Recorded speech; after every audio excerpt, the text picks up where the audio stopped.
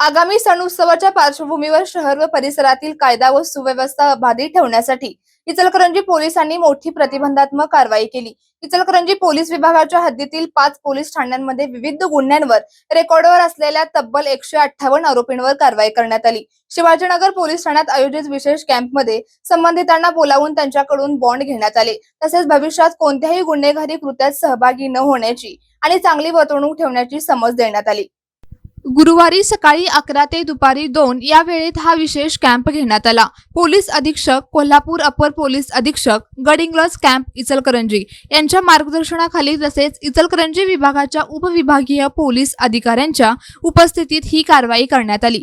या कारवाईत मोका प्रकरणातील आरोपी, हद्दपारीची मुदत संपलेले, चालू गुन्ह्यातील आरोपी, आर्म्स ऍक्ट सह विविध गुन्ह्यात रेकॉर्डवर असलेल्या व्यक्ती तसेच वॉरंट असलेल्या व्यक्तींचा समावेश होता।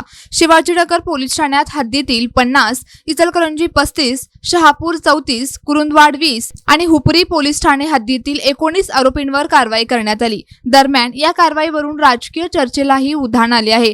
रेकॉर्डवर गंभीर गुन्हे दाखल असलेल्या काही राजकीय नेत्यांवर अशीच प्रतिबंधात्मक कारवाई का करण्यात आली नाही, असा सवाल नागरिकांतून उपस्थित होत आहे।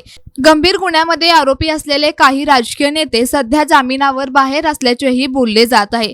त्यामुळे पोलिसांची कारवाई सर्वांसाठी समान आहे का, असा प्रश्न उपस्थित केला जात आहे। या कारवाईत शिवाजीनगरचे निरीक्षक शरद मेमाने, हुपरीचे सत्यवान हाके, इचलकरंजीचे महेश चव्हाण, कुरुंदवाडचे उपनिरीक्षक जीवन पाटील, शहापूरचे निरीक्षक दिलीप लोहार यांच्यासह पोलीस अंमलदार सहभागी झाले। सण उत्सव काळात शांतता भंग करणाऱ्यांवर पोलिसांची करडी नजर राहणार आहे।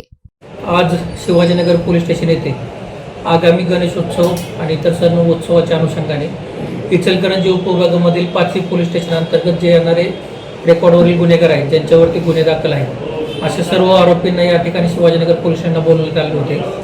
त्यांच्यावरती प्रभावी प्रतिबंधात्मक कारवाई करणे हे त्याच्या मागचं कारण होतं।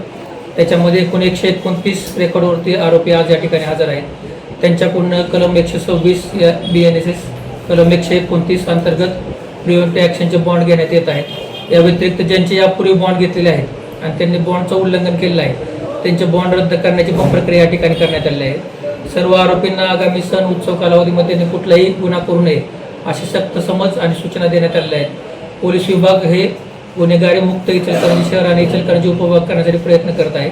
आरोपीवरती योग्य प्रभावी अंमलबजावणी आणि प्रभावी नियंत्रण ठेवण्यासाठी आजच्या कॅम्पचं आयोजन करण्यात आलेलं होतं। सोबतच हा व्हिडिओ जास्तीत जास्त शेअर करा आणि माय महाराष्ट्राला सोशल मीडियावर नक्कीच फॉलो करा।